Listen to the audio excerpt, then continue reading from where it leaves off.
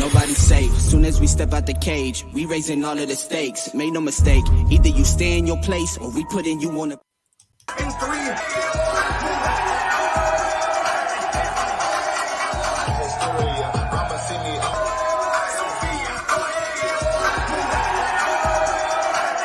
That's how you start off Shogun Chapter 10 finale, bitch. Put your mouth around the top of it.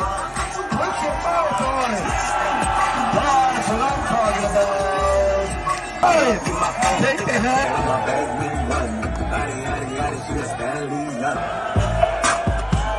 Oh, shit. That guy got some ass, too.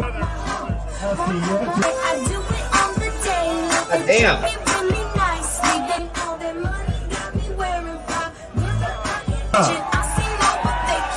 Oh, shit. Another one, fell in love. Yeah, man. Can you believe that Wrath of Khan gave that to me? I don't remember that part of the show and show. Thanks, Jasmine. Yeah, that show, folks. That was one of the those were one of the Shogun deleted scenes or whatever was that they didn't have that in there. Shogun NASCAR edition. Yeah, NASCAR Shogun edition. So, anyways, folks, we got a skeleton crew here, as one of the panels already said, for our Shogun Chapter 10, breakdown and recap and everything, the finale. We're here on the MCU'S YouTube channel and podcast. We've got some of the same members that we've had for the whole Shogun reviews. We have Andres. We've had almost all of them, I think.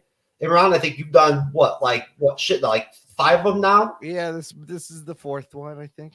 Something like that. Brad, this will be your second one. Second one. So we lost a couple guests for the show. Cyber's not going to be here. We lost Justin too. That's okay. We're going to rock with what we have. But as always, folks, if you support and appreciate the content we make at the MCU's Bleeding Edge, consider liking, following, subscribing. Make sure you turn on notifications on our YouTube channel so that you're aware when we make new content, when we're live, all that good stuff. Guys, let's get right into Shogun. And I mean, does anyone have any thoughts on the titty show? Or anything like that? What, any critiques on that? I thought they looked pretty good. That one dude was deciding a whole life with that last answer. That's you tell by his face. That chick with the underwear who pulled her underwear down while she was shaking her booty was hardcore. That was at your house, right? Come on, you can tell us. That was like last night at your house in the back. I wish that booty chick is fine. I wish she was at my house last night. I need to buy more beads. That's what I need to do. So before we go into chapter 10, since it's sort of, I guess, as a refresher, I'm going to pose you guys with an interesting question. I think, do you think episode 9 was better than episode 10? And I'll go to you first, Brad. Yes, I absolutely agree. And why would you say so? Episode 9 to me and my host have already discussed that episode 10 felt like an epilogue. It felt like, after the end. Episode 9 was the end, and it was, the big action moment. It had like all of those teary feelings you get. It had all the pieces of the big banging finale. Yeah, the story was basically done at 9 when we figured it out, and 10 was just kind of retelling. This was his master plan. This was Toranaga's master plan. Okay, Andres Pop Culture guy, same question, sir. That's a tough one. I equally like this with episode 9. I mean, I did agree with Brad. I think it is epilogue, to the overall series. You don't have my favorite character, Mariko, here. So her death was mentioned a lot in episode 10, so that was pretty great. I liked it equally. I mean, the show was very character driven, which I really like. So, at least it was consistent from episode 9 from that. So that's great. That's all where I'm thinking right now with this episode. Okay, Imran. I agree with Brad. 9 is probably the best episode of the series. So 10, it was very unexpected. It was not what I was expecting. What they gave us, right? But it closes up loopholes. It closes up storylines. It's poetic. It's beautifully shot. It's kind of the aftermath of having seen the big part of the plan.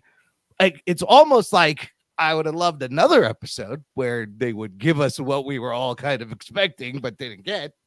Would be amazing. But look, ending things is hard, right? You got to do what you do. I still think it's a great ending, despite the first time like having mixed emotions for an episode of this show that I've loved so far. Especially ending things when it's based on a book. Yes, there is a definitive ending, and you know they changed a lot. They update, you know, they try to fix some of the accuracies, but there's an end. There's an end that's written, and you kind of have to get there. How you get there is always interesting. It is interesting to go out and watch some of the videos on YouTube and stuff like that where they talk about what happened to these characters in real life. Oh yeah, you know, like what actually happened to them when they died and what that all that. I watched a video earlier today about like what was like that. It's fascinating. I read a bunch of articles about the real like William Adams and Tokugawa and what actually happens. And it is. It's interesting to fill the gaps in a little bit. So. Another starter question, right? And I'll go to you, Brad, and then I'll reverse the paddle back around. I'll go through to you, Andres, and over to you, Brad. Another, starter question. What do you think if you had to like loosely rank, like who your loose top 3 characters from Shogun, going all the way through episode 10? Just to throw it out there, what would it be? Don't put a lot of thought into it, but just loosely, not in order. 3 is hard. How about 5? I'll give you 5. Do 5. 5 is good. Okay, we'll go 5. But like, there's really 4 really important characters who had amazing performances, and that's do 5. Toranaga. I'm gonna put Toranaga, Mariko, Blackthorn. I love Yabushige. And then who would I put at 5 that really? Oh, Fuji. I would have to put Fuji at 5. There's your top 5. Right? Fuji's got to be in your top 5. Yeah. It's pretty hard not to put Fuji in the top 5. What do you think? I'm just pop culture guy. So top 5 favorite characters? Yeah, from the series overall, not in order. Yeah, not in order. Okay. So my favorites are Mariko, Toranaga, Fuji will be 3rd, and then 4th will be Yabusashi. Yabushige. Yabushi. Yabu. Yabu. I was gonna, yes, our boy Yobu. Oh, poor Yobu. That's funny. I'm really sad today because it's like, oh my god, Yobu, poor fella. Anyway, and the 5th will be his nephew. I actually like. Oh, Omi. Obi. Yeah, all right. Oh, okay. I like that. Shout out to him. Yeah, he was great. I love him. That's a good pick. I like that. All right, Brad, what do you got? I'm trying to be different, but most of them probably be the same. Mariko, Yabushige, Blackthorn. I'm going to go with Fuji, and then I'm going to throw in there Ochiba. That's great. I was just going to be like Ochiba. Yeah, you got to mention Ochiba because she was in the background, at least in the beginning, and then she put herself there, and she's really the reason Toranaga wins. Is he? Yeah. He basically convinces her to come to his side. That was the whole game. That was the whole end game, turns out. And it's amazing because they really didn't give her much screen time in chapter 10. She really only had two scenes, I think, maybe 3 in the entire chapter, right? But she wasn't that pivotal of a character. Yeah, she turned the whole tide. Yeah. I mean, Mariko's death affected her enough where she basically turned on her husband, Ishido, and that's where we basically got Toranaga winning. That was his whole plan. He didn't even have to bring an army in there. He had won that in episode 9. He never planned on ever actually bringing an army in and he's there smart. Like that. Would have been suicide, right? He knows there's no way if they actually did the Crimson Sky, it would be a slaughter. Yeah, it was a subterfuge the entire time. And that's great when you think about it. Is Crimson Sky was basically Mariko.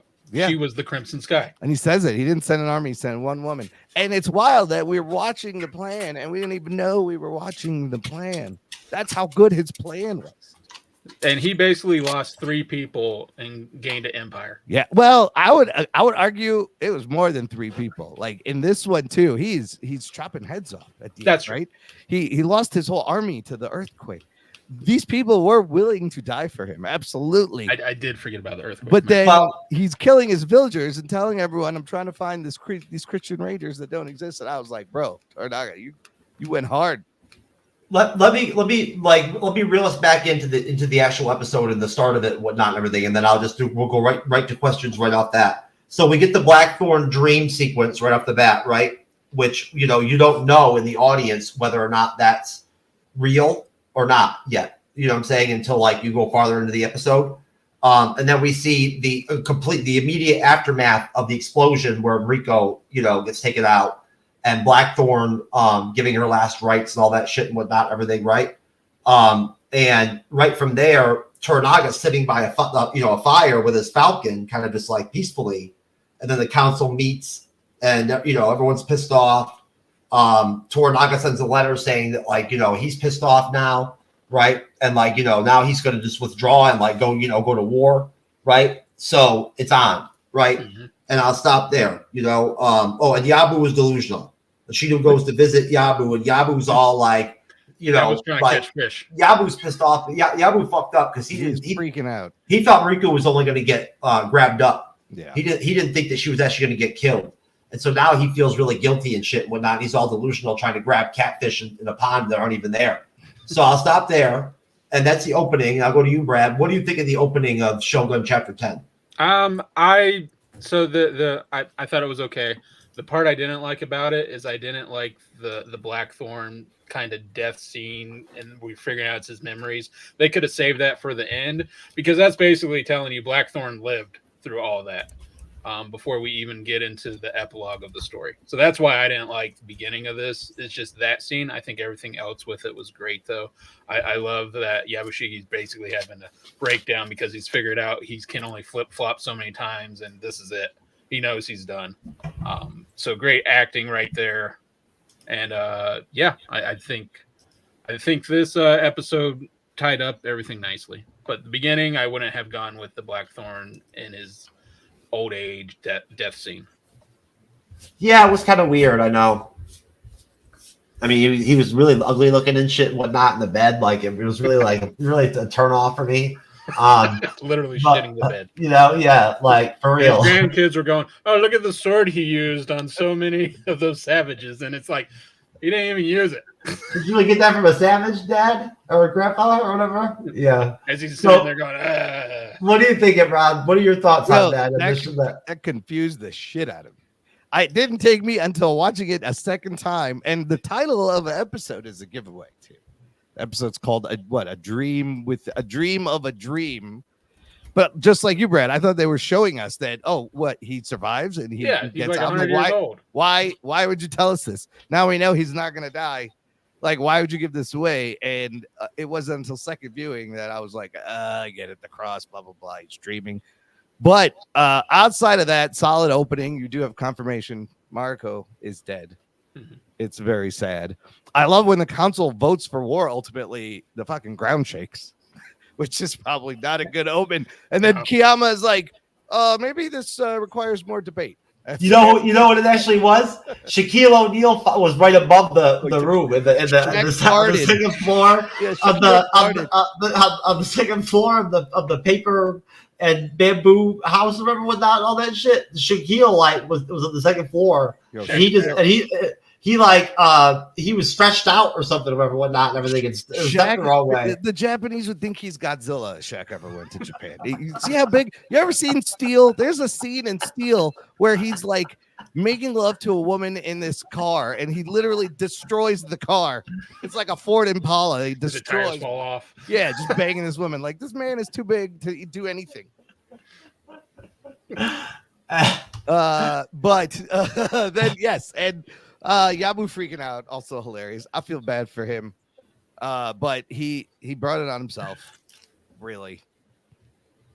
Yeah, what are you gonna do with Yabu, man? You know what I'm saying? Like, it's fun. It was rough scene and delusional. Yeah, I mean, his ears are ringing. Right, there's an explosion. It's gonna knock you loopy a little bit. I think that also is the moment when Ishido is going, "Oh shit!" Yeah, pick the wrong guy. Yeah. And he's about to put him on the council. What do you think, Andre, the pop culture guy? Yeah, I kind of agree with the majority here. I mean, yeah, I agree with Aaron here. Like I was like, what is this? Who is this old guy? Was it I thought it was gonna be some, I don't know, some person we met before, but I wasn't expecting that was Blackthorn or Blackbeard, Blackfoot, whatever you want to call him. Very weird. And plus, it doesn't even connect to the next scene. It would, because he's still, alive. I mean, I get that this explosion caused people to have those kind of hearing problems because of the impact. So, weird way to open the episode, but whatnot. Raph, shut up. I hate you. Anyway, I thought that, I kind of wish we had maybe, there's a few nitpicks here and there, this opening. Like, I wish Miracle, had like a proper funeral, which will, I kind of wish we got a little more aftermath of her death. I needed 50 days of mourning myself. Yeah, exactly. I mean, we got that for the stupid son, who was an idiot. Child, Well, I mean, I think it buys him 30 days. Like she mentions it, like Mariko will have a generous burial, right? So yeah, it bought him another month of just waiting to do something. Yeah, there's some, I don't know. I mean, come on, Mariko deserved a proper funeral than the kid that was just so reckless. But why not? Yeah, that was one of Ochiba's. That was one of Ochiba's only speaking scenes in the entire chapter was right there in the council when she made sure to respond to the Catholic regents. She talks to the heir later. Remember, she finishes her poem. The poem. That's pretty much it. Yeah. So she was barely in the episode. Like we saw her in a few shots, as you were saying, Jeff. Yeah. It makes sense. And it was funny when the earthquake happened, and that was one of my funny moments when the guy's like, we need much debate. I'm like, hey, what do you want to much debate? Just go to war. And then Ishido's like, no, goddamn it, it's a fucking earthquake. It's an earthquake. It's no superstition. It's nothing. All right, it's not ghosts telling us that this is wrong. It's like we're going to war. Like he just picks this paper up. I was like, yes, thank you. You're wasting time here to do war. So that was funny. And poor Yobo, whatever you want to call him, my boy, he was suffering. I mean, he was just. I mean, come on, man. He was one of my favorite characters, and he was suffering. When he just came down, he goes to the water to that pond. He thinks there's a fish there. I was like, oh my god, we're going down to this road. Poor fellow. And they were gonna give him a spot on the council. He was in. Yeah. Cool. Seeing shit. Yeah. So, so overall, this opening is okay. It wasn't spectacular. I mean, it was gonna be tough to follow up the last episode with that big, explosion. So, I mean, they did their best, and I just don't. I think they couldn't execute this opening much better with a maybe more somber and or just aftermath about what happened to Miracle. Instead of just having this bizarre flashback that means nothing to us because we're not gonna get a follow up to the show, so it's so weird. So so it's okay. Well, can I still later on in the episode when and you realize that he's dreaming that that's his dreams. He's being haunted by these dreams of a future that he's not sure what he wants to do, where he wants to be. He's still straddling that line. You know what I'm saying? At least that's how I read it. Right? Okay. No. That makes sense. I think they should have done was to move that flashback to the moment when we saw him, in that bandage that the doctor was wrapping up. They do it briefly then also real quick, right? It comes back. They do. Yeah. Focuses on him. They do. I think this is him letting go of any chance that he would ever go back to England. Yeah. And get old. He's just it's not. Yeah. That's not No, I agree. It's just a weird edit. It was weird. It was definitely a weird edit. It confuses you at first, and you gotta go back and watch it again. Just last thought. I just feel like it's just out of place. I think they should have put it where two scenes before we get back to Blackthorn. It's just why do it at the beginning? It throws you off a little bit. Honestly, you could have taken out all of it And would it have changed much? It would have been fine. Like it would have been fine. Wouldn't have changed anything. That's why I thought it was weird. Like, why are you even doing this? Probably because they titled it "Dream Within a Dream." Or Yeah. The Dream Oh, of a yeah. Dream. That was probably it. That is the title. But we gotta do something with dreams. All right. So we go back to Toranaga, right? He's sitting there in the fire in front of this fire or whatever. We already had that scene. We're going back to Toranaga. Blackthorn wakes up. He has that little mini dream of his old man self again. He gets told that Lord Kiyama's men are going to take him to Edo or whatever, right? Or whatever the fuck it's called over by where Toranaga is. Ajiro, yeah. Ajiro. And Blackthorn doesn't believe it, right? Father Albedo jumps in and kind of intervenes to like lead the way, and through dialogue, right, explains to him that essentially that Mariko secured Blackthorn's life, right? So he's not going to be killed when when Blackthorn stops in the woods and is like, so I'm obviously going to die right here, and he's like, no, the arrangements were made, and you're gonna live, and wishes him best of luck, right? And that's what happens. You see Blackfoot's emotions, Castle Jarvis did a really good job, I thought, pulling that scene off. He pulled off a lot of great scenes in this episode. Mm-hmm. He's probably one of the pillars of the episode. Yeah. At the end of the day. So he shows up. We get the scene with Chiba Nokata and the young Taiko, right, where they're finishing the poem from Mariko and all that whatnot, right? It's very, very emotional. And then we go to Yabu and Blackfoot are on the ship on their way to whatever the fuck it's called, Yurito or whatever the fuck. I don't know why I can't think straight with that. Ichiro. They show up and Yabu is still all delusional, and Blackfoot's got to tell him like, "Yo, come correct, bro." Like, what I'm saying? Like, get your shit together. Like, he's trying to wants him to dive and all that shit, whatnot, for like he did with Toranaga and all that shit, stripping down naked. So they see that like Blackthorn's ship has been scuttled, right? And as they walk up, they get pulled up. Yabu gets grabbed up by like Toranaga's bed, right?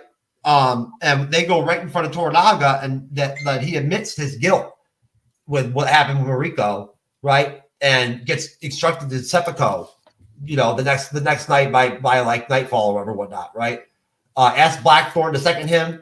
Toranaga rejects that, and so Yabu asks for Toranaga, and Toranaga accepts, right? So then we get Fuji sitting with Blackthorn, and there's an empty spot there. There's like there's a real comfort there for a minute, whatnot, when you see Fuji with Blackthorn together and whatnot and all that. But then they realize that Rico's not there. His interpreter is gone, and there's like a silence there. It's very like haunting. Yeah. I thought. And I'll stop there. So, questions, Ibrahim, what are your thoughts on that section of the episode, sir? Well, it was kind of sad with Blackthorn when he comes to and they tell him Mariko's been buried already. I was like, oh man, he missed the whole burial. We missed the burial, just like you said, Andres. They didn't show it. It happens off screen. And the whole scene in the forest is great. Him walking with the priest. I just love when he's like, oh, you don't know Yoshi Toranaga, if that's what you think is happening. And essentially Blackthorn's like figured out his plan. He's like, the hostages are free. He didn't have to go to war. Like, this is exactly what he was doing. And Yabu on the boat is hilarious. He's like, hey, we could go, where are you from? We'll go to your homeland. What's it called? He's just freaking out. And when Blackthorn has to tell you, pull yourself together, man. Oh, you got off the deep end if Anjin-sama is telling you that. That's ridiculous. You never want to be in that position. When the barbarian's talking sense. Yeah, the barbarian suddenly is the level-headed one. This is also when we get to see those heads. You see, in the city, because Toranaga is holding all the people in the Jiru accountable, not for the sinking of the ship, even though he did it. This is wild. Think about what he's doing. This is his own village. He set up a test for Blackthorn while harassing and just killing people from his village. Like, this is all part of his little that's dark. This dude, I don't know if this is a good guy or a bad guy. There's all sorts of levels of, the ends justify the means here. I think it's more of a cultural thing. Yeah. It's a very deep cultural thing. It's like, death is kind of not avoided. Right. Yeah. Embraced.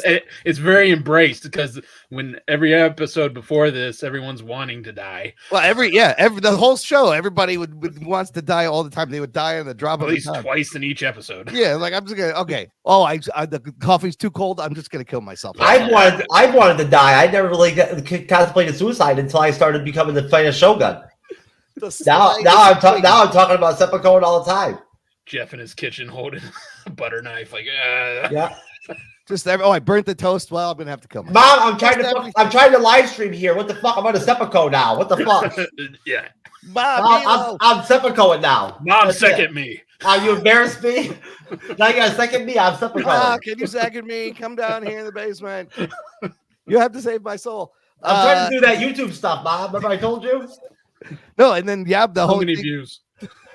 The whole thing with Yabu, and he's like, I want a better death. Can't you have me torn apart by bears or wolves or whatever?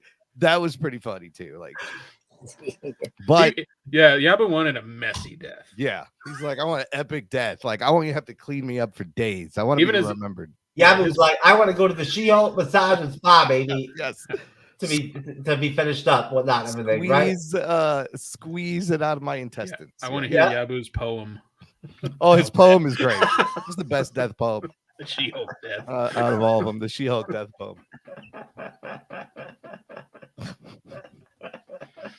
Tight grip.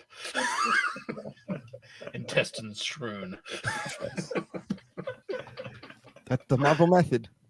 Yeah. That's all I got. Go on to the next person. Oh my god. Got Jeff already. Already in halfway the show. Oh, whatever, man. Oh, whatever. Brad, what are your thoughts, sir? I honestly, I thought Blackthorn was going to die in that forest. Yeah, because I've seen so many deaths in that forest by true. This point. And so when it was told us that Mariko had, made this deal with the Catholics for safe harbor, I was like, oh wow. Oh, then they didn't really explain the deal until you got to where his boat is gone, and then you're like, oh, that was the deal. But even what was great is Blackthorn didn't care. Like, he was so just engrossed that Mariko had cared for him that much. He didn't even care about the boat. And for 8 episodes, all he wanted was his boat. Yeah. So that was pretty great. I'm trying to think what else was through this. They really did a great job of really wrapping up his character arc. I thought, at least in the end chapter. You can say what you want about it as a finale or whatever, whatnot, right? Like maybe trying to versus episode 9 like we were at the beginning of the show. Mm-hmm. But they did a great job with wrapping up his arc and Tornaga's arc, at least. That was on purpose. Yeah, I mean the episode 9 was the action-packed finale, basically, and this is just wrapping up all the loose ends. Yabushige on the boat trying to be like, look, I can be emperor too and swim with you, and it's just like, no, it's done, Yabu. It's time to go to bed. But Yabushige's death in this, I felt really bad for Yabu because he really wanted this kind of epic death, and he just kind of got the mundane death that most of all his samurai got. And then the moments with Fuji in this episode I really thought were great. You can you can cross over if you want and everything. Right after where I stopped is when Fuji reveals to Blackthorn that she's going to be a nun and all that, right? Yeah, so that was that. Go ahead. Yeah, and I think that really strengthened Fuji's character in this episode because Blackthorn was like, "You will not be a nun. Yeah. You're my consort." Yeah. And then Fuji's just like, "I don't work for you. Yeah, it's just exciting. I don't even work for Toranaga anymore. Like, I'm out." That's great. It's just Blackthorn's realization that she's leaving, and he just has to accept it, just like because he doesn't want to be alone. Yeah, he just lost Mariko, right? And now he's losing Fuji. And that's the thing I think this is trying to explain is he's trying to accept Mariko's death, and he hasn't quite got there. And with Fuji leaving too, that's even going to be an even lonelier existence in his house. I love that Fujisama best done. I wish he just said ever at the end. Why didn't he just go best Best done none ever? ever. Just add one more word. You got anything else, Brad? That's it for what I can remember right now. Andres, you got anything, Brad? What you got? Yeah. Yeah. Well, let me start with Yopo, my poor boy Yopo. Yeah, like his stuff was so mundane. It was so funny. Like it was also what's funny about it was like so dramatic. Like, We're not talking about his death yet. well, wait, Ryan talked about that. Brad. You know. Oh, yeah, Brad.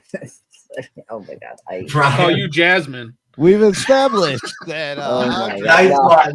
Nice maybe one. not the best with Nice one. Good one, Brad.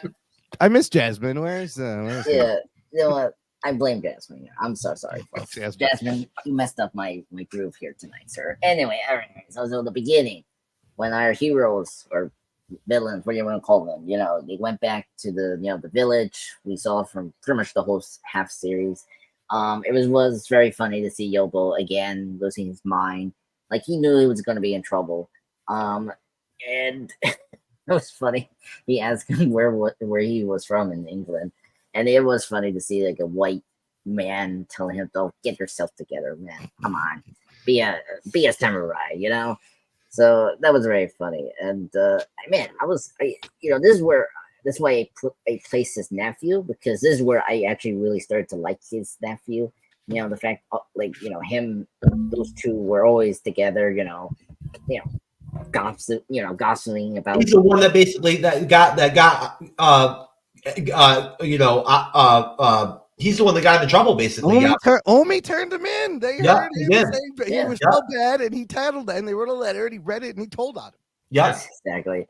So yeah, so A lot of letters. A lot of going back letter and forth. writing this episode. chapter, I mean, yeah. is that- No pillowing, but lots of lettering. Good. Yeah, And letter. going back and forth. That's what you need in a good finale. A lot of letters. Yeah, letters. Oh my God, when we get to his, death, one of the most funny moments. I cannot believe they did that, and I was like, oh my God, this is the best show ever. Anyway, so I was very shocked that see him get arrested by nephew and all that, and seeing Tanaka again was really great because he wasn't in episode 9. That's another thing that we have to sort of address here. This is more a Tanaka episode again. So seeing him again was very refreshing. And see him talking to Yobo, and going through commending him that was it tomorrow morning, the next day, tomorrow morning you're gonna perform the Yakuza, this Sekaba. And I was like, oh my God, he's asking for Blackthorn, gets rejected. He gets rejected with 2 multiple deaths that he wants to be killed by either a bear or what was it, fish, some kind. It was Technically 3 because he wanted to be eaten by dogs in a field. Eaten by dogs, yeah. I think it was that. He wanted to go one-on-one with Shaquille O'Neal. He wanted to play horse with him. Yeah, or Michael B. Jordan. I mean Michael Jordan. Michael B. Jordan. I didn't know Michael B. Jordan. I didn't know Michael B. Jordan could hoop, baby. I'm sorry, YouTube. I was saying Michael Jordan, not Michael B. Jordan. I'm sorry. Anyway, you guys. Oh man, your game is way off tonight, brother. Michael Jordan basketball, Michael B. Jordan boxing. The boxer, yeah. Close. He's an actor. He's an actor, but he. Yeah, exactly. Yeah. Hey, look, Rocky 4. We saw a Russian person kill his father. So technically, that's another death that Yobo can take. Anyway, so the poor Yobo was trying to get a decent death that's so epic or so ridiculous that we saw in this show, like Tanaga's son tripping himself and hitting him in the rock. I mean, that's a better death than just, that ranks like on number 3 on Yaku's list. Yeah. God. So, very sad. And then, what's the ending part, Jeff? So it can, stop. Where Fuji and Blackthorn talk, and Fuji reveals to him that she's going to become a nun and all that shit. Yeah. So Fuji, we love Fuji here. Great character. I kind of wish we had more of her in the show. In the half point, because she was big in the first few episodes, and then somehow we dropped her off, which was a shame.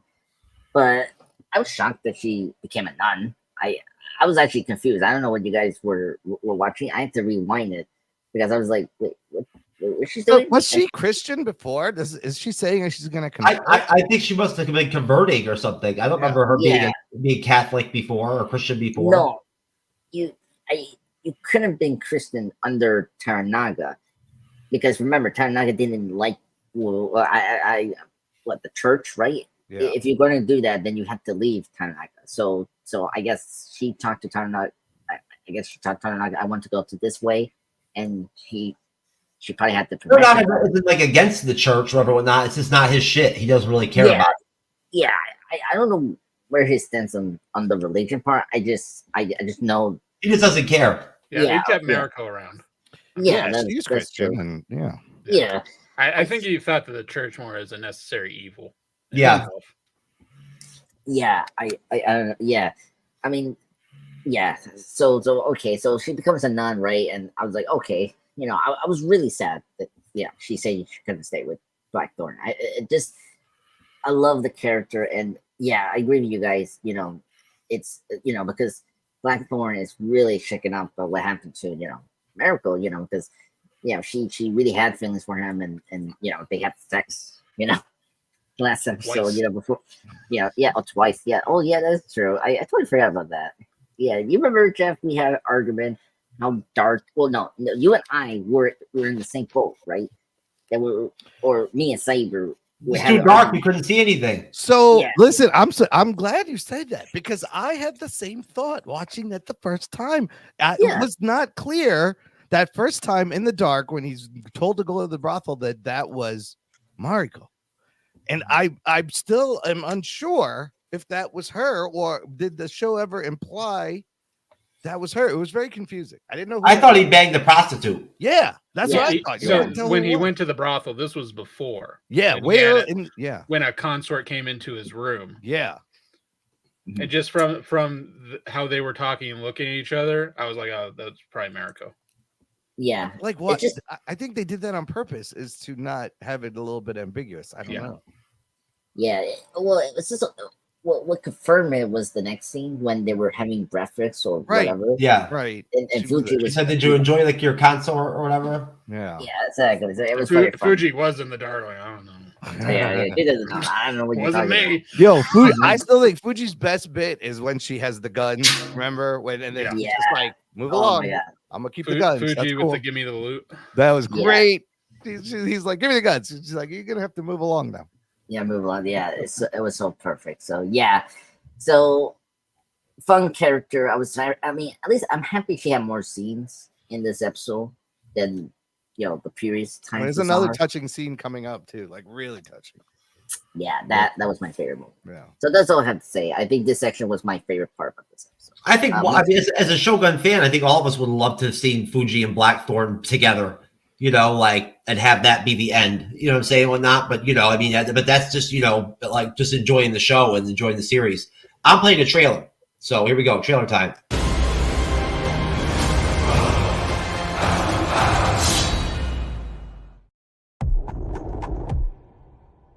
Do not be fooled by our politeness.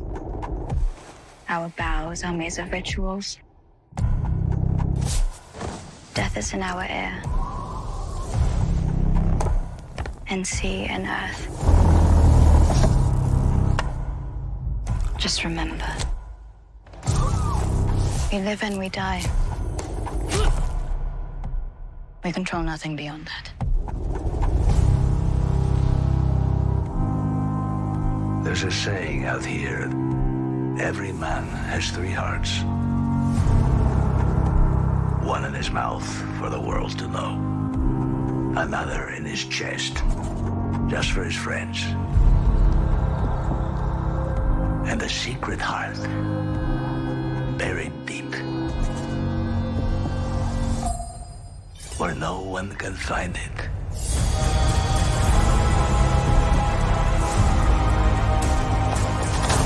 What kind of man wields power in a land like this? The one with the open or the one you never see? Will I die here? Likely.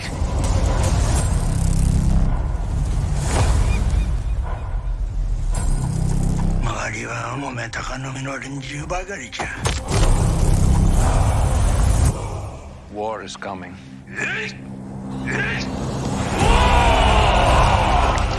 Life and death are the same.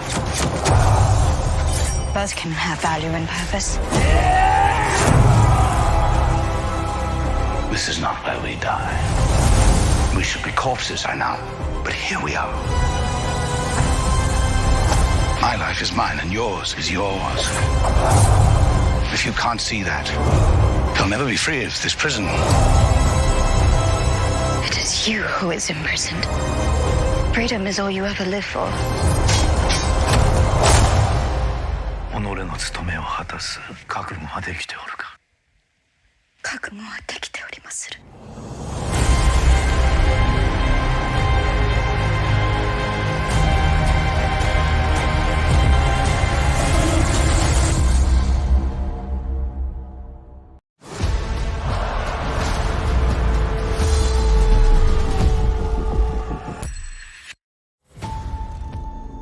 Hear me, my son.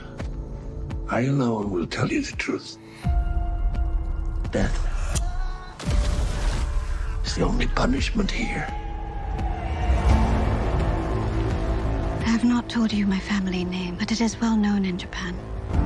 Many years ago, a great injustice stole everything from me. I have learned one truth, that enemies are everywhere and friends nowhere. To show your true heart is to risk your life. Because death can come for us at any moment.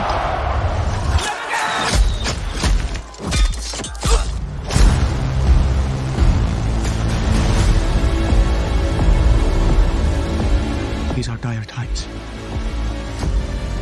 日の本は戦乱の世に立ち返るわけ。Doomed lovers, cursed kings. These people are godless savages. Or maybe they just don't give a shit what you think. 時は来た。おごり高ぶった逆賊から日の本を守らねばならん。もはや戦議は終わったと思ってよいのじゃな。動けない。その後、己の敵の正体が分かっておらぬのじゃ。You cannot play their games. That's how they dominate. A title revered through the ages. Shogun.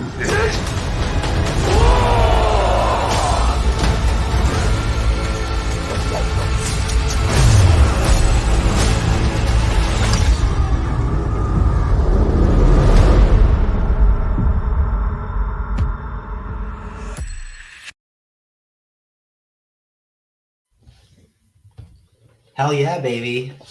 What are you guys' thoughts on the trailers? You're probably your last chance to talk about them. So That music is epic as always. it's fucking epic, isn't it? What do you think? What, you want to start off, Brad? What are your thoughts on the trailers? Oh, I love the trailers. I think the trailers tell a lot of the story, but leave so much out that you just engrossed by the visuals. And it's like, yeah, I gotta watch this. I gotta know what all this is about. And then the tagline about the kings and all that. Yeah, that was good stuff. It's good. They cut it. They chopped him up. They chopped up his audio to make that to make that into the trailer. I like that too. What are you thinking, Rod, about the trailers? Brad's right. The music is fucking dope.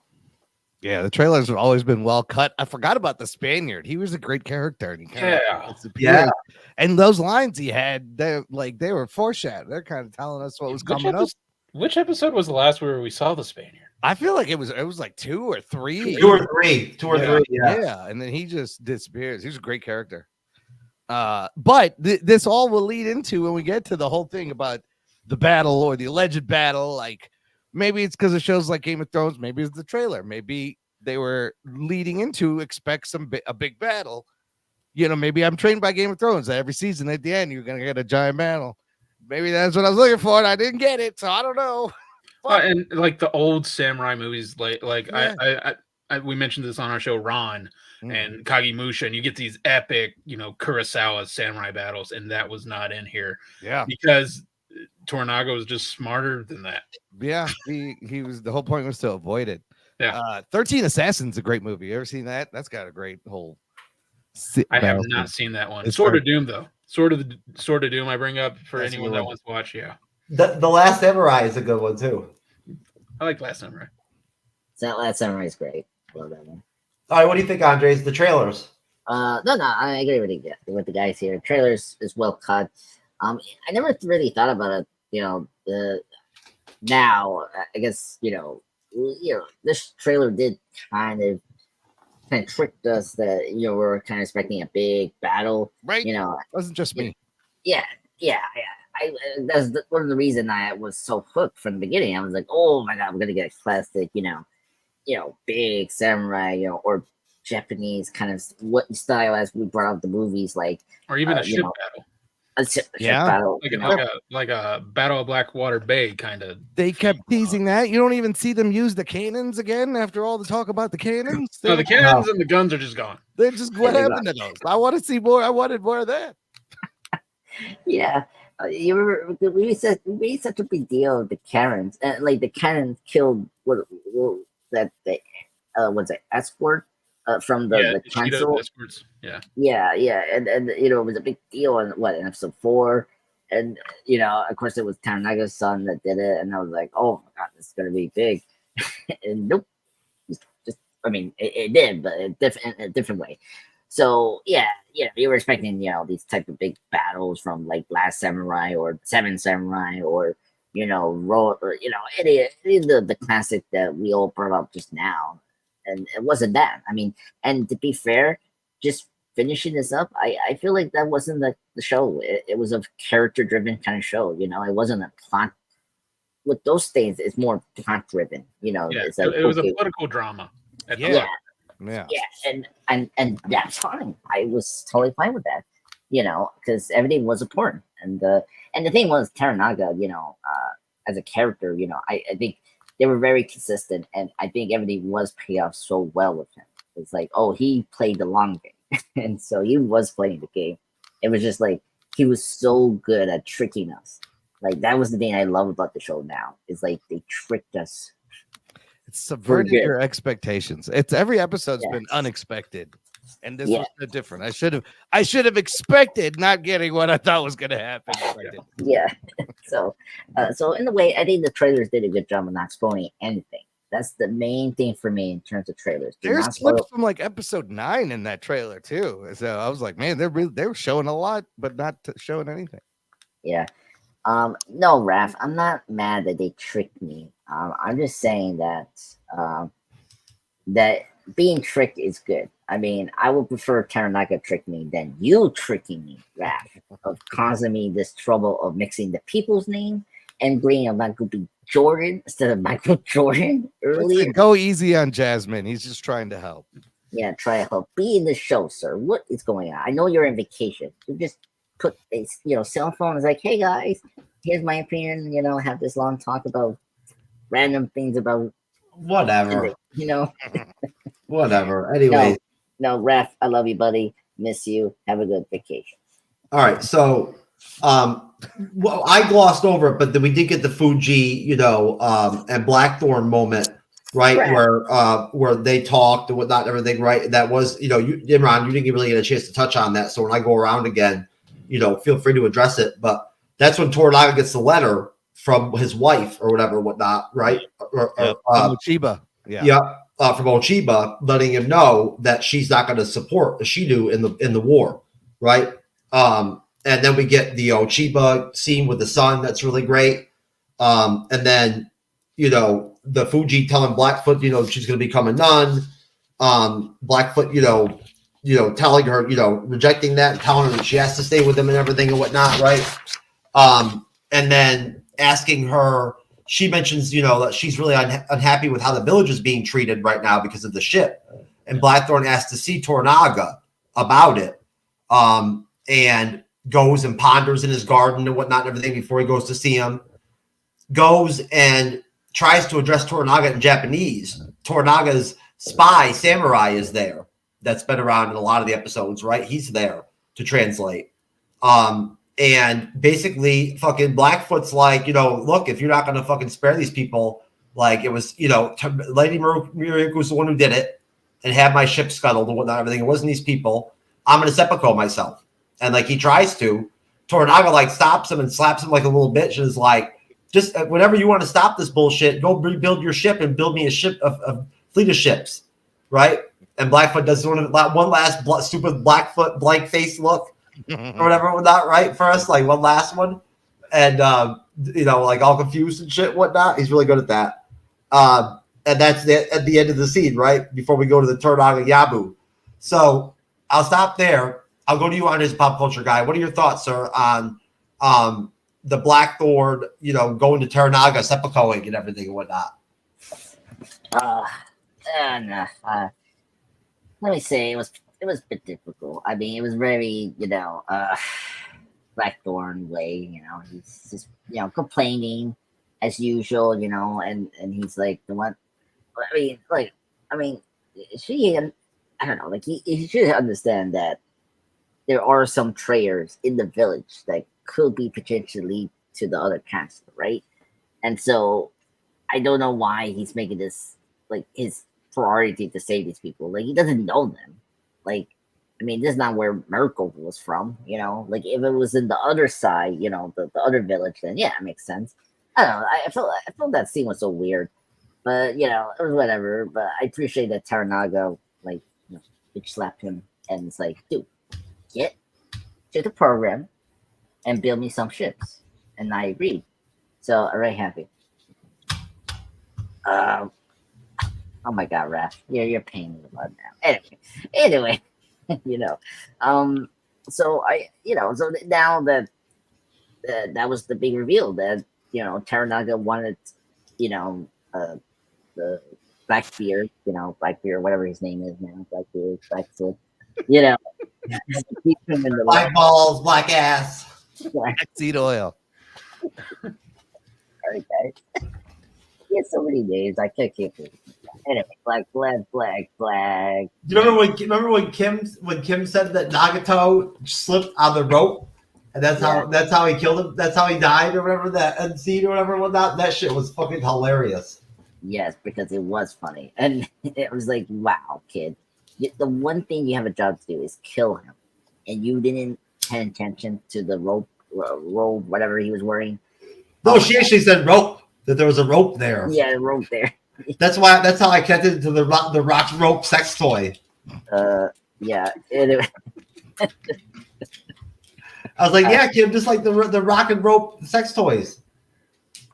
Yeah. So anyway, so he wants to keep him there and try to build ships. So this is where I need to ask you guys. So Toranaga's plan is to keep him to build ships, right, for him? Well, we don't know his plan yet until he talks to Yabushige. You don't know, you see him, you just see him read this letter, and then you see relief on his face. We don't know what's in the letter.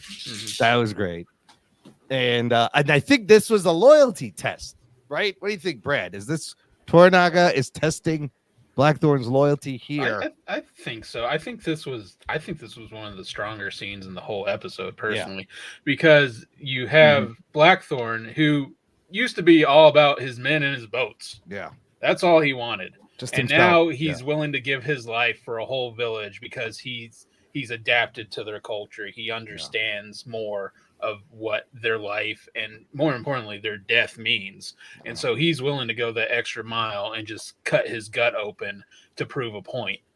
And just the way he goes about it, when he goes, he asks nicely. And when that doesn't work, he gets angry. And he basically tells Toranaga, you're a shithead.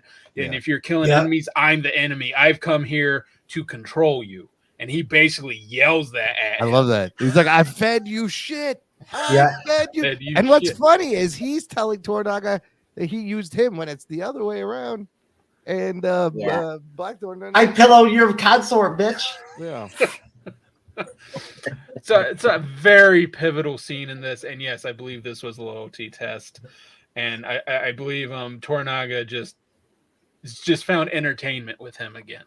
Yeah, he says it later. Yeah. Did anybody think he was actually going to succeed? Can you imagine if Blackfoot, when Fuji was like, I'm going to become a nun, Blackfoot was like, He's like, can you put on the outfit for me one time at least? Just one. Before Just you dip, one. whatnot, put the outfit on for me so we can go pillow with it real quick. You know what I'm saying? That's when he should have substituted himself. When he found out she was going to be a nun. He was like, all right, it's over. I'm just going to do this.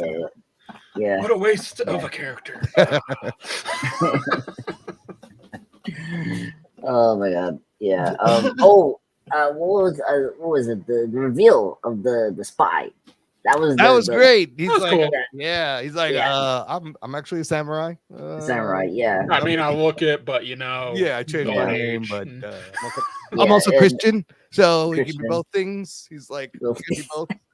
So Portuguese, got it. We're good. Got it. I did like how he was like, this conversation's a little bit above, the Yes. fisherman. Can we? He was funny, man. That guy's been in a lot of episodes, bro. Yeah. Yeah. Oh my And god. Blackthorn answering in Japanese was also dope. Like, Yes. took the Yeah, time yeah. to learn it. What's going on with Blackthorn's ability to speak Japanese? It was So it was strong a couple He got a lot episodes better. ago, So or whatever, right? Yeah. It's not shown, but in the book, they actually show him being given a dictionary in Japanese. Wow. So he got a lot better. Oh, Clearly, yeah. he can understand and speak a lot more. Yeah. I kind of wish they had that, but I mean, at the same time, it's kind of like he's been there with them, so he kind of easily picks up. Yeah, a lot of time has passed. Yeah, they don't really Yeah, show the yeah. timeline. Yeah. It's hard, Yeah. like from the first It's episode. been 6 months easily That's since he first showed up. Yeah, at least. Could be longer though. Yeah, it could be 8 months, 9 months, 10 months. Yeah.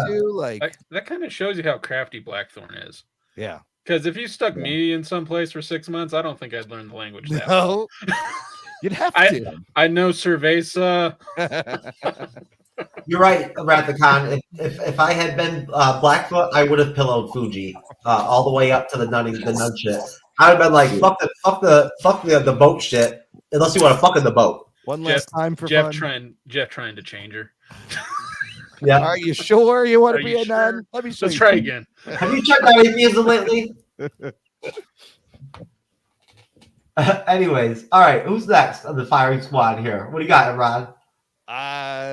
No, I think we just Like everybody in? Are we did it done? collectively. Did we get all the way around? Are we good? All right, good. What was your thoughts, Jeff? Really? Basically, just overall, I really wanted to play this clip. I didn't really have any thoughts, so I wanted to play this clip from one of our earlier shows doing the thing. I'm focused on my moderation, man. I'm in the zone. When I'm moderating, I don't even really think about like my actual thoughts. Like chess.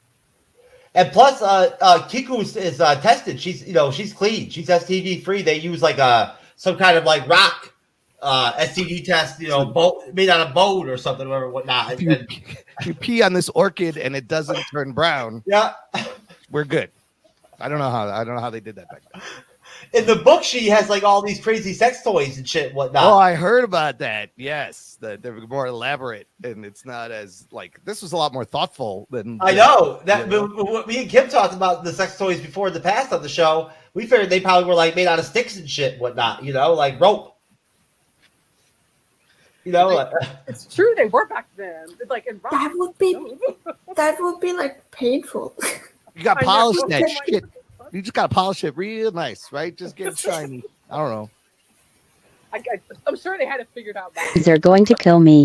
I told them to send me a video holding an object and start nodding.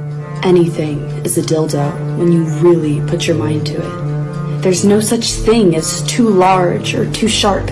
Every time you stop to question yourself, I want you to tell yourself, I can and I will. There you go, folks. Was that not the best timing on that, or what? That was perfect. Pretty good jump cut. Andres, was that good timing or what? Look, I got Kim and I got Sarin to fall out. Both of them at the same time. I knew Andres was gonna react that way. Andres is like, no. Oh my god, the Fiji bottle. I know. She's like, I know. I would really love to see her do that. I know. I'm sure you would. I'd love to see her seppuku with that. Hey, what's up, Rathacon? Sorry about that. Hey, what's up, Rathacon? And there he is, Rathacon, right in the comment section. Look at that connection. There you go, folks. That's what's everyone's favorite dildo. I like the rock and rope one. The only thing I kept thinking of during that whole thing was Bad Santa's wooden pickle. Wooden pickle. It's great. I made you a wooden pickle. Did you see, Imran? Did you see that I put out a segment from one of our shows that was Yabu's Bulge segment? Yeah. It was good. It did good. It got like 3,000 views. Thanks, Andres. I really like how you add those the show. Add some rap scratching and shit, whatnot. You know, some do the turntables. This is when Andre introduces Killmonger. Appreciate that, Andre. That really. Everyone, here's my best friend Killmonger here, Michael B. Jordan. He has a lot of thoughts about Shogun episode 10. All right, so the Toranaga Yabu scene. What can we say? Oh, I'll let you guys just basically explain what goes on, basically your contributions, because basically Yabu, starts asking questions. He comes correct. There's a really good scene with him and Omi first, right? Where him and he's lucid now. All of a sudden, dying or whatnot. I guess, sobers Yabu up. There's actually really good quip in there where his little bitch cousin, nephew, or whatnot, everything is have a good death. Have a good death. I love when he gives him the death poem and he's really proud of it. He's like, that's pretty good, right? Yeah. Put my body out on the field so the rotten dogs can eat me or some shit. He's like, it's pretty amazing, right? Yeah. Pretty good. Yeah. I got bars, yo. Yabu is not boiling a man alive or anything. To the end, he is hilarious and the best hero throughout the whole show.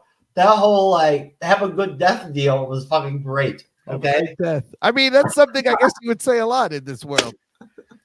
Have fun, have a great death, have fun. It was fucking hilarious when I heard. I've been looking forward to this forever. So basically, Yabu starts asking Toranaga all these questions, and Toranaga explains his whole shit, how it's all going to go down. He even did a flash forward to the big battle of Irojiri or whatever, or some shit, where Ishido gets the letter and realizes that he's not going to have the banners of the Taiko, right, supporting him, and it all falls apart. Toranaga wins, right? He has to concede, so he becomes Shogun, right? And I'll does he though? This is what we got to talk about. Does this bother anyone else? You can start it, Rob. Go ahead, you start. Look, they show you the fields, they show you the armies, and you're like, oh shit, we're gonna get into it. What's going on? And then he basically tells you what he thinks is gonna happen in a month. I mean, does that really happen? That's just he's saying this is what's gonna happen. So I don't know. I was like, man, I would have loved the battle. Would have been fun right here, because in real life, there was a battle. A lot of people died, and it was pretty epic. Either 10 to 40,000 casualties.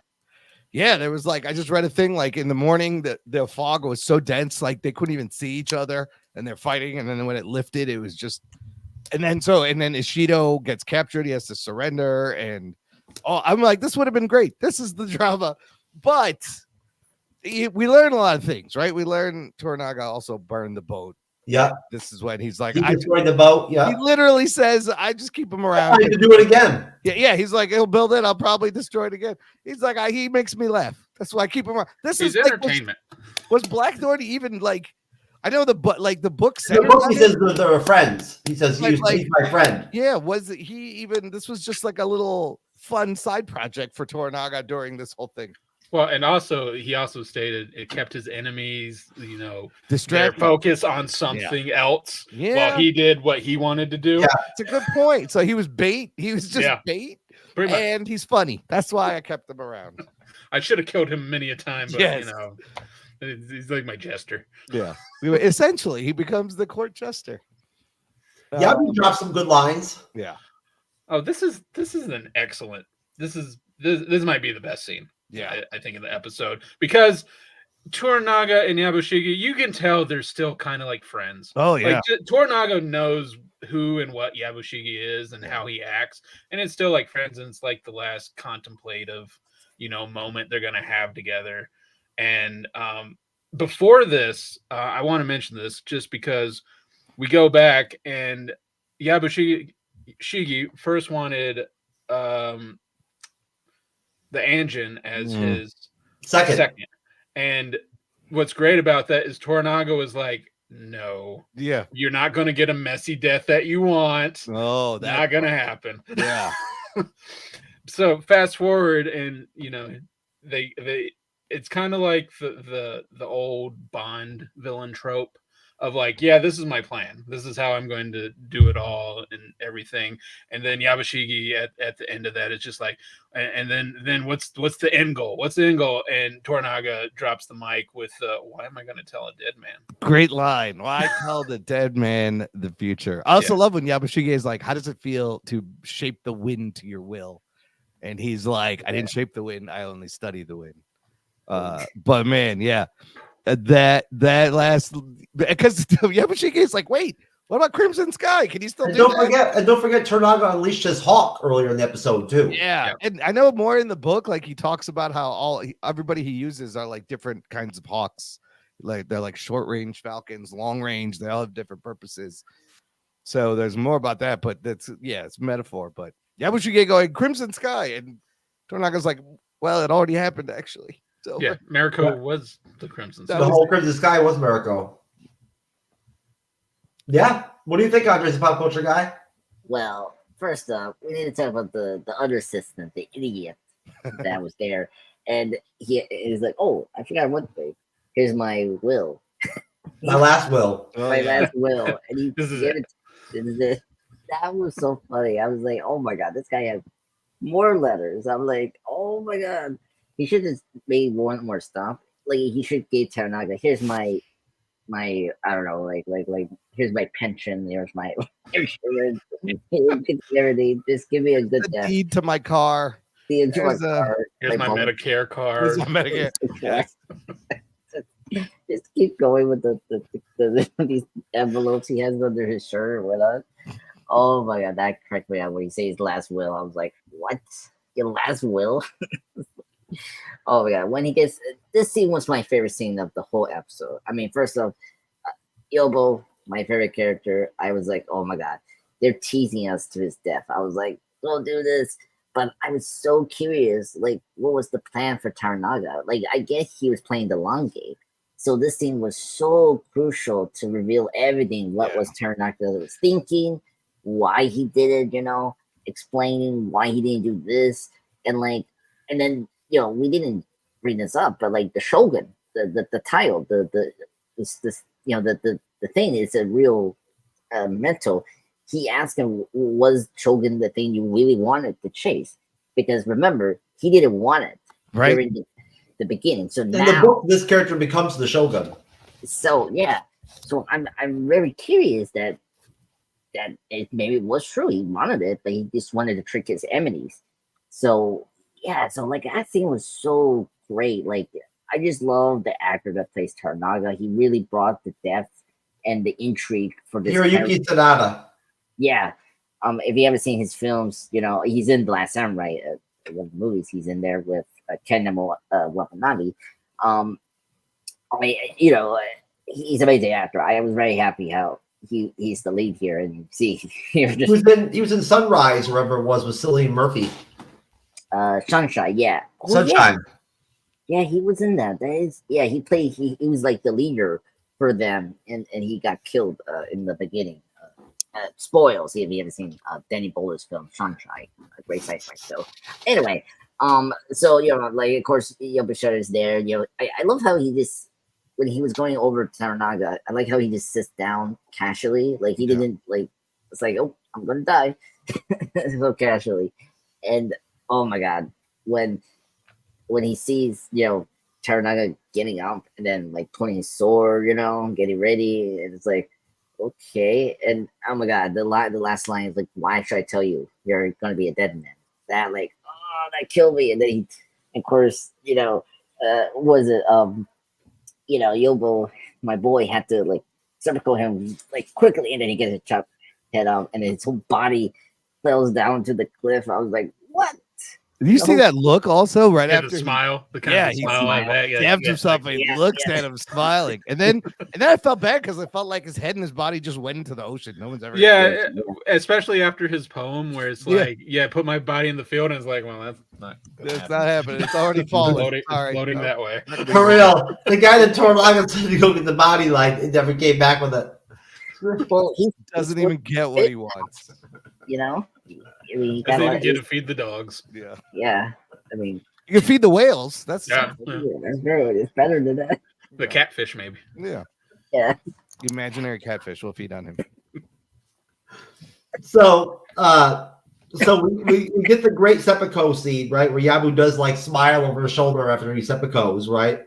And then we get, Yabu and Tornaga, and basically, as we, we've already gone over, Tornaga explains to him that he's the one that did torch the ship and all that and whatnot.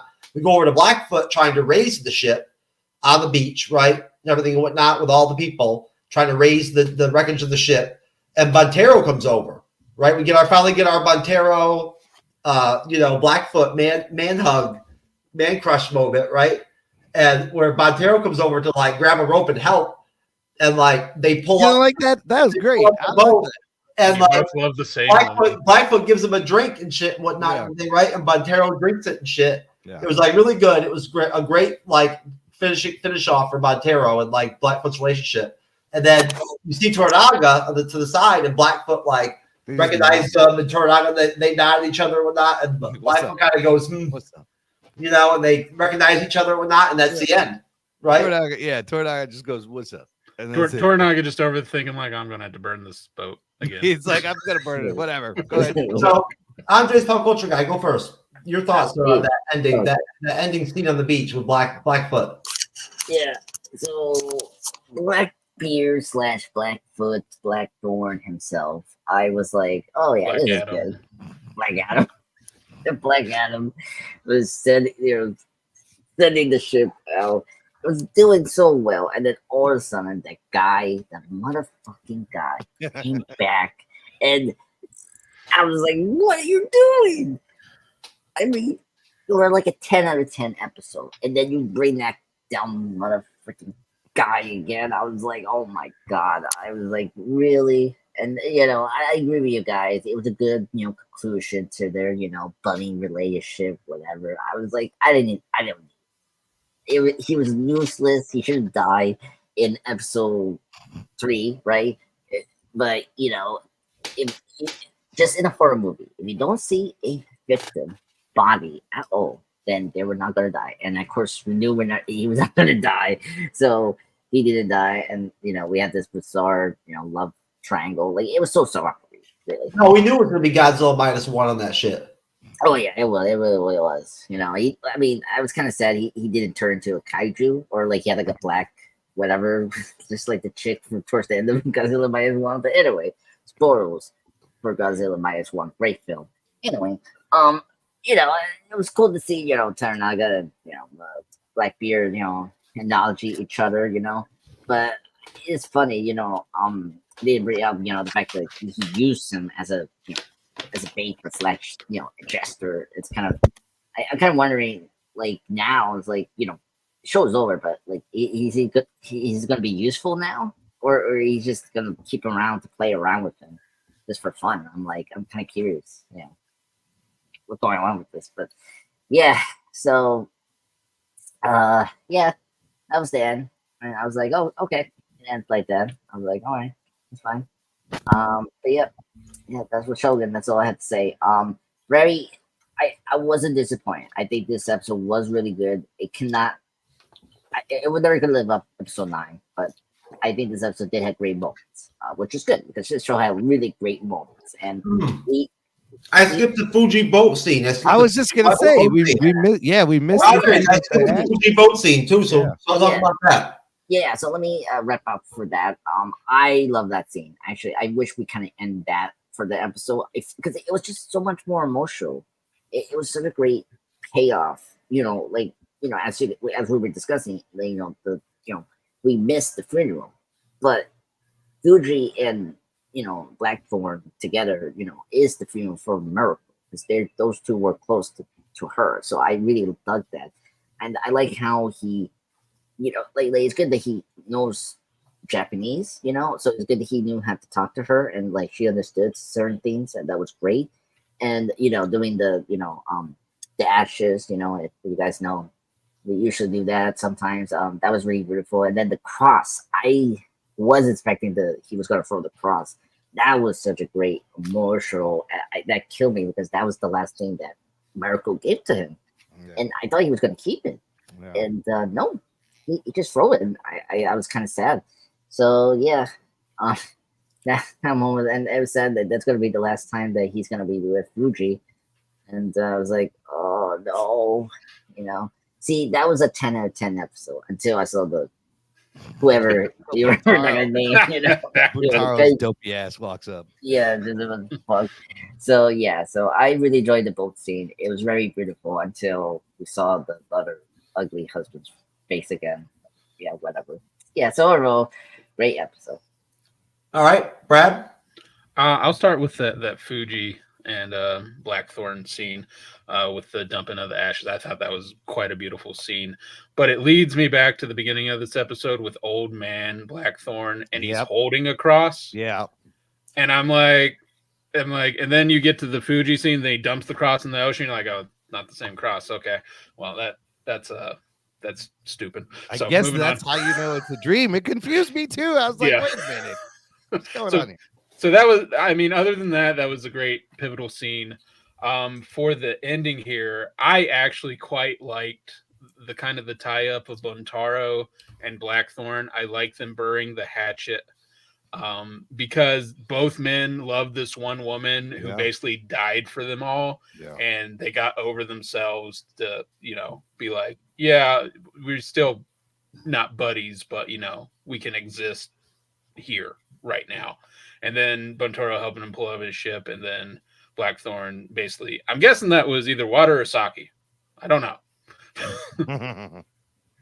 That's overall, I thought it was a great kind of tie up to those two characters. And in the end, it's basically Mariko at the end of this episode. That's what it was about. Yeah. Imran. Yeah, the ashes scene was great. I love that line where she's like, "Let her be. Let your hands be the last one to touch her. Let your hands be the last one to touch her," which is what Mariko said to Fuji when she had to give up her baby to be sacrificed in episode 1. Yeah, Mariko was like, "Let your hands be the last to touch her."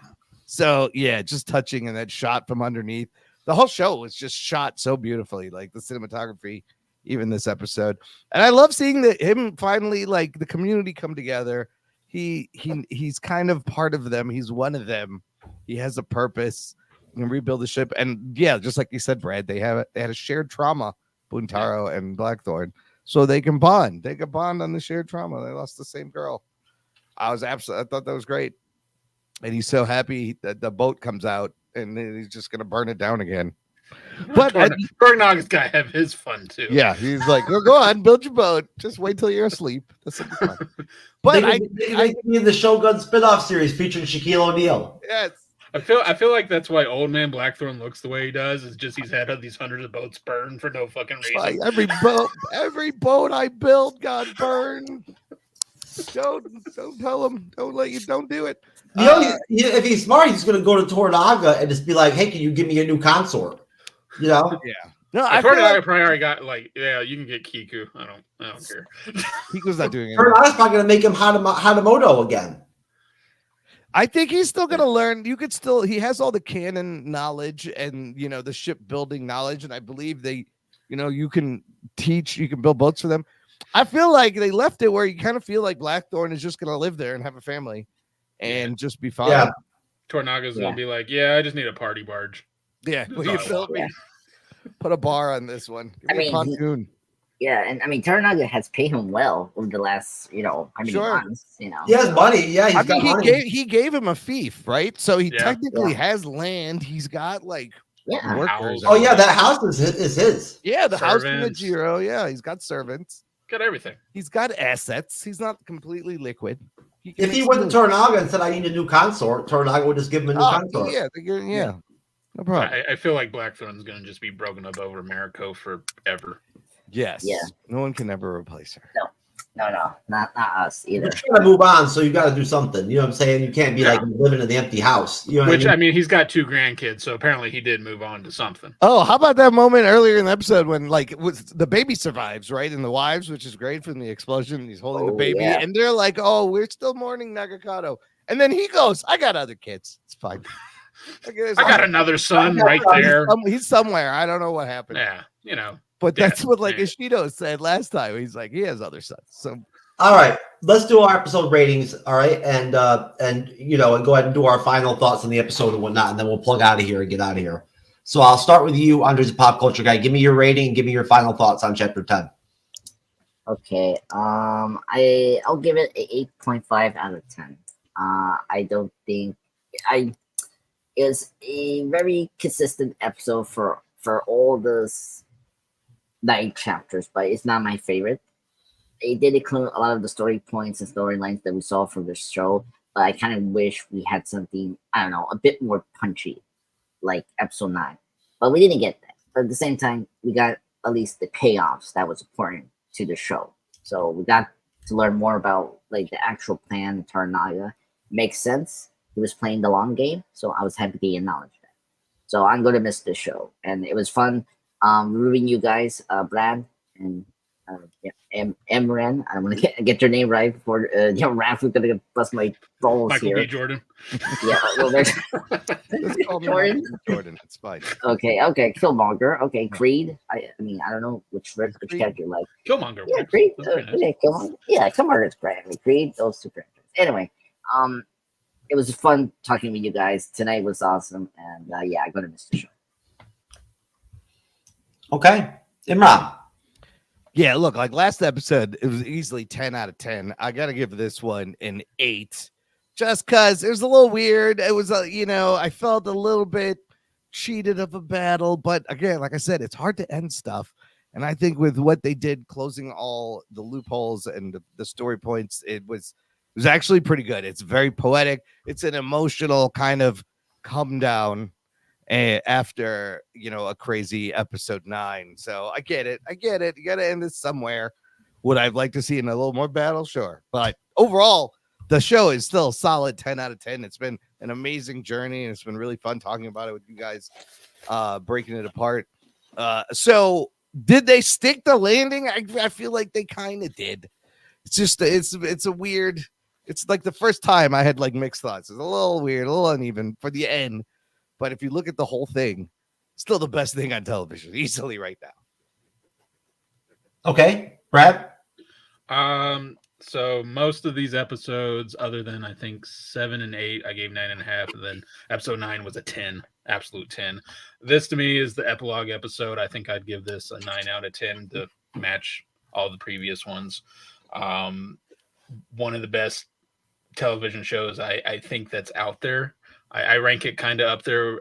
The feeling I got with this was kind of like Andor, because it kind of has that slow Me too. burn. I've said that several times, Brad. I have during the shows that this reminds me of when we reviewed Andor. Yeah, you got that slow burn, and then you got that nice acceleration up to like the climax of this, and great acting, great cinematography, great story writing. And I think with this episode, you can only do so much, especially after the last one. Yeah. You're tying up loose ends, and also you have to stick to the book. Yeah. And so if there's no big battle scene, there's no big battle scene. There's another thing. I don't know if they hinted at this. Another thing in the book they left out completely is that the heir, it was not actually the Tycho's kid. She just went and got knocked up and said it was the Tycho's, which is because he had a problem. See, I wish they would have added that, because that would have made Ochiba look even like so much more deadly. Right? And she was already deadly. Yeah, she's lying and trying to grab this power. But it's a big plot thing to have to deal with. I don't know where you would have put it in. Like it could have used, if there was another episode. Yeah. And it was like the battle in a month. Oh my God. Just show me that.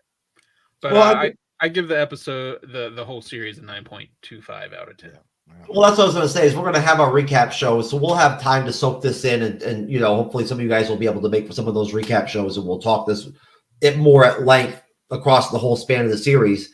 I'll give the episode a 8.75, and all I really have to say about it is just that I liked seeing Fuji again. It didn't really suck not seeing her at all in episode 9. I was disappointed, so good to see Fuji back. That for me as a fan of Shogun, that really kind of wrapped it up for me. I needed to see Fuji's arc tied up, kind of like, you know, for my like fan, you know, like reward chip or whatever, whatnot for the series. So the fact that they tied that up the way they did was good for me. And I wanted to see Blackfoot's arc rounded out and whatnot and everything, right? Oh, and I liked how they bounced Yabu and Blackfoot off each other as characters throughout the series. They did. There's like a duality between the two characters where, you know, Blackfoot evolved, right, and grew over time. Or unfortunately, Yabu didn't. Not until the end did he really like get it, you know, and he fucked up, right? So like, you know, he was reckless. He's a heart of the sleeve type motherfucker, yeah, you know, for that time period, right? So that duality is interesting across the series. Those two characters kind of ripping off of each other, because you think about it, like, you know, we did have that opening in the first episode where they have the cliff with the ropes and all that shit and whatnot and everything, right? Yabu getting fucked up, like taking that drop. That shit was raw, baby. And he was gonna kill himself right there. Yeah. That should be the spinoff. Should be like Blackthorn and Yabushige, like a odd couple in a sitcom. Can you imagine like a bloody comedy? Yabu on Survivor? Yabu would kill it. Yeah. Oh, Yabu would kill on Survivor. He would backstab everyone in a second. Like, you couldn't trust any. Like real backstabbing. Yeah. Well, actual seppuku on Survivor. Like, I'll seppuku if you won't be off. I feel like I formed alliances with everybody on this show just to cover and I my have base. all the immunity idols. Yes. Damn it. Yes. If you vote me off the show tonight, I'm gonna seppuku. I will kill myself and all of you. Yeah. Who's gonna section me, Jeff? Second me. There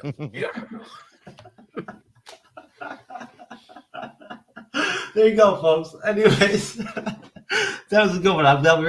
That's always nice when you can wrap up the show with a good joke. But let's do some plugs here, folks. We start off with Mr. Nordcorpse himself, and I pulled up both your website and your YouTube. Which one do you want to start with? YouTube, please. Okay, well, here you go. So the floor is yours. All right. Thank you, everyone. Thank you to Jeff, and thank you to everyone on the show. Andres Imran, it was great, chatting with you.